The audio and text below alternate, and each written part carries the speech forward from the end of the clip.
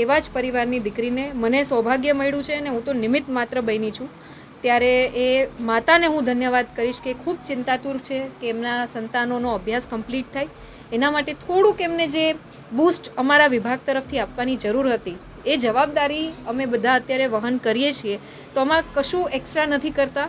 અમારી જવાબદારીના ભાગરૂપે અમારે જે કરવું જોઈતું હોય એ કરવાનો આજે અમને તક મળી છે. અને એવી જ એક દીકરી જે કન્ટિન્યુટી 8th સ્ટાન્ડર્ડ પછી એમનો અભ્યાસ 12 ધોરણ સુધી એ માટે સમગ્ર શિક્ષણ વિભાગે સ્કૂલના આચાર્યશ્રી હોય, શિક્ષણ સમિતિમેન હોય કે પછી ડીઓ સાહેબ હોય, એ તમામની સંયુક્ત જવાબદારી રૂપે આજે એક દીકરીને કન્ટિન્યુટી જળવાઈ રહે, એમનું એજ્યુકેશન નિરંતર રહે.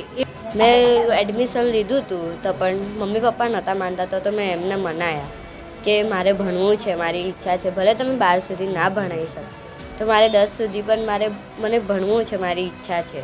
એના લીધે મેં મમ્મી પપ્પાને પણ સમજાયા અને એમને કીધું તો મમ્મી પપ્પાએ પણ હા પાડી.